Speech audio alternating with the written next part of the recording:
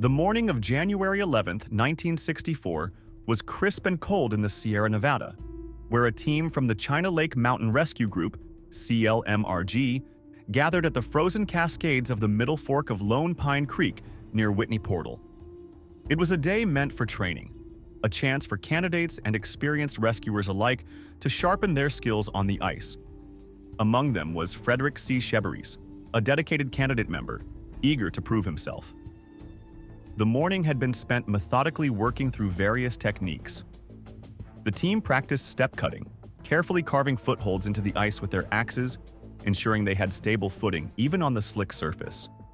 They worked on crampon use, learning how to navigate the frozen slopes with the sharp metal spikes that provided grip and security. It was a structured, disciplined environment, one designed to prepare these rescuers for the real-world emergencies they would one day face. Scheberies moved confidently through each phase of training.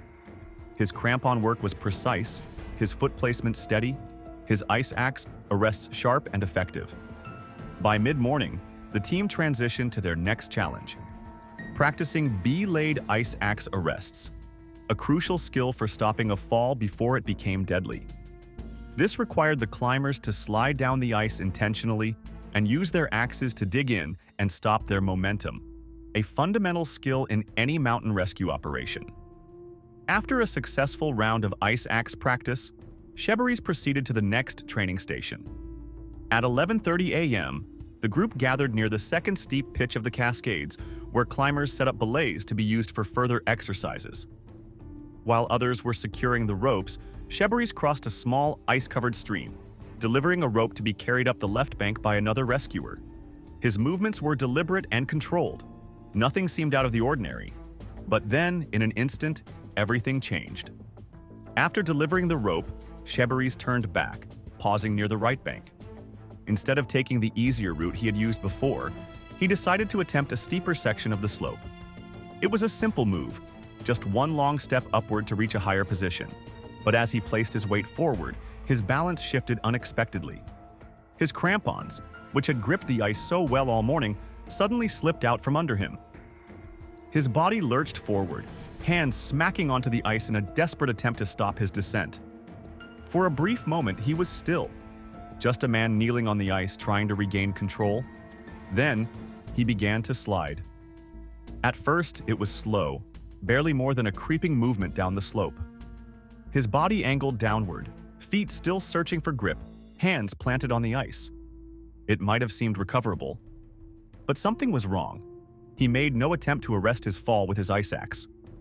Onlookers shouted, urging him to dig his axe into the ice to stop himself before it was too late. But the axe never bit into the ice. Whether it was panic, inexperience, or just the sudden shock of the fall, he did not react. Gravity took over. As the slope steepened, he desperately tried to stop, but before he could regain control, the axe was ripped from his grasp, his last chance at halting the fall now gone. Scheberies plunged 300 feet down the icy cascade. His body somersaulted over the first practice pitch, hitting the hard, frozen surface again and again, bones shattering on impact. His body twisted violently in the air, slamming into protruding ice formations as he tumbled uncontrollably. The rescuers above could only watch in horrified silence, their breath stolen by the sheer violence of the fall. By the time he came to a stop at the base of the slope, he lay motionless, his body broken by the relentless descent. The team rushed to his side, moving as quickly as the treacherous ice would allow. When they reached him, the scene was grim. Scheberies was unconscious, bleeding from his mouth and ears, and worst of all, he wasn't breathing. His body, battered from the multiple impacts, lay eerily still.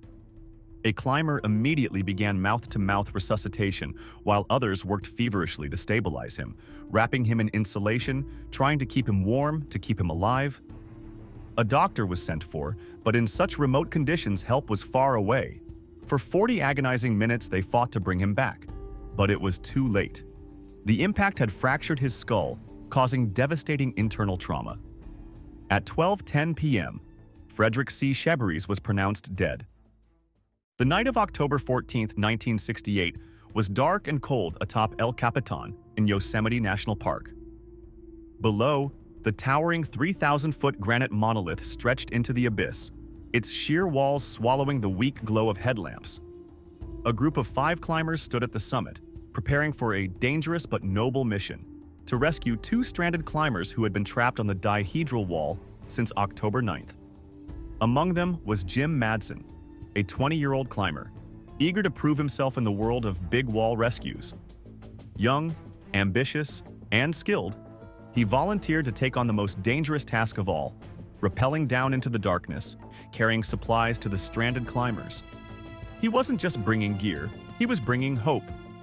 What should have been an incredible act of bravery, however, would soon turn into one of the most tragic falls in Yosemite's history. As the early morning hours of October 15th arrived, the rescue team established a rappel anchor at the summit of El Capitan. The plan was simple. Madsen and another climber would rappel down to Thanksgiving Ledge, one of the few relatively flat spots on the sheer face, and from there, make contact with the stranded climbers. Madsen's harness was heavy. He carried with him 5 ropes, 2 pairs of jumars, carabiners and pythons, a radio, and 2 thermoses of hot soup, intended to warm and sustain the climbers who had been clinging to the wall for nearly a week. He tied a knot at the end of his 11mm rope, ensuring that he wouldn't accidentally rappel off the line. For friction, he used a 2.2 and 2 carabiner brake system, a common setup for long descents. With his teammates watching, Madsen stepped over the edge, his figure disappearing into the black void. The flicker of headlamps from above illuminated him briefly before he became nothing more than a small moving silhouette against the vast wall. Then, something went terribly wrong. Midway through his descent, Madsen suddenly lost control. Whether it was an equipment failure, an overlooked error, or a tragic miscalculation, no one could say for certain. But in an instant, his rappel was no longer secure. His hands grasped at the rope, but it was too late. He had slipped free. There was no scream, no desperate call for help, just the eerie sound of loose gear clinking against the rock as Jim Madsen plummeted 2,500 feet down the vertical face of El Capitan. His body vanished into the abyss, swallowed by the sheer scale of the monolith. The climbers above, still securing gear, barely registered what had happened at first. But as seconds passed, seconds that felt like eternity, the horrible realization set in. Madsen was gone. Madsen was the youngest in the group, yet there had been no discussion about choosing a leader for the operation. In such high-stakes situations, decisions needed to be checked and double-checked, yet no one critically examined Madsen's setup before he descended. He had also refused a belay, confident in his own skills. But in hindsight, a belay, or even the use of a jumar backup, could have provided an extra layer of security. Then there was rescue fever, a psychological phenomenon in which climbers, eager to help, rush into action without fully assessing the risks. The team had felt a sense of urgency, wanting to reach the stranded climbers as quickly as possible, but that urgency clouded judgment. In their haste, they had overlooked key safety precautions that could have saved Madsen's life.